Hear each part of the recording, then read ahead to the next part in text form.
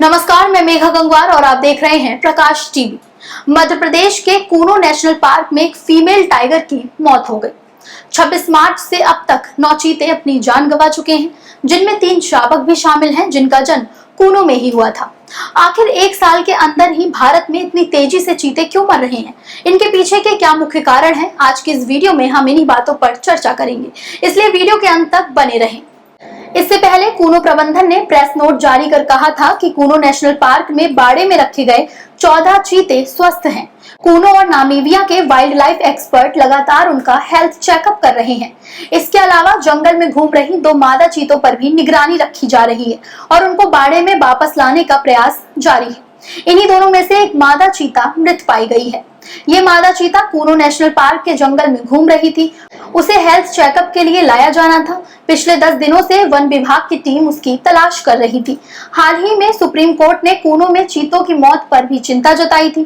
Court ने 20 जुलाई को सरकार से कहा था, राजनीति के ऊपर उठकर कूनो से कुछ चीतों को राजस्थान शिफ्ट करने पर विचार करना चाहिए।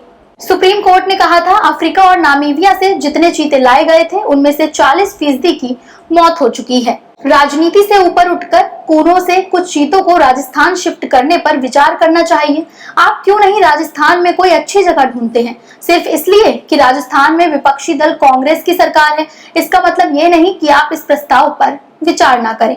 सुप्रीम कोर्ट ने कहा कि इन्हें भारत आए हुए अभी 1 साल भी पूरा नहीं हुआ है। मौतों का ये आंकड़ा अच्छी बात नहीं है।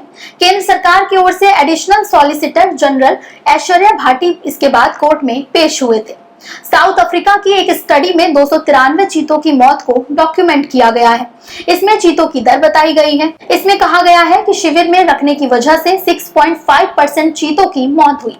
एक जगह से दूसरी जगह ले जाने यानी रिलोकेशन में 7.5% चीतों की मौत होती है। ट्रैकिंग डिवाइस की वजह से 0.7% चीतों की जान गई। इन तीनों वजहों से 15% चीतों की मौत हो जाती है, यानी हर 7 में से एक चीते की मौत देखभाल और रखरखाव के लिए किए गए बाकी इंतजामों की वजह से होती है। इस स्टडी में चीते की मौत का मुख्य कारण शिकार होना है, जिसके लिए शेर, तेंदुआ और शियार को मुख्य रूप से जिम्मेदार बताया गया है। स्टडी में यह भी दावा किया गया है कि इनके अलावा सांप, हाथी, मगरमच्छ, गिद्ध, जेब्रा और यहाँ तक कि शुतुरमुर्ग सहित कई अन्य वन्य जीवों ने भी चीतों को मारा है।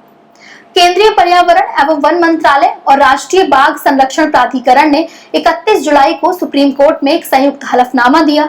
इस हलफनामे में कहा गया कि कूनो में लाए गए चीतों का लगातार मेडिकल चेकअप किया जा रहा है। यहाँ तक कि अब तक 8 चीतों में से किसी की भी मौत शिकार, जहर देने, एक्सीडेंट होने, करंट लगने जैसे अप्राकृतिक कारणों से नहीं हुई है। भारत की जलवायु में चीतों के जीवित रहने की दर करीब 50% ही है। शावकों में ये दर और कम हो जाती है, जो कि 10% है।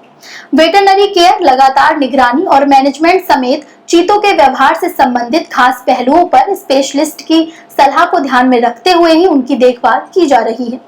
पिछले साल प्रधानमंत्री नरेंद्र मोदी ने अपने जन्मदिन यानी 17 सितंबर 2020 को नामीबिया से लाए गए 8 चीतों को कूनो पार्क में छोड़ा था।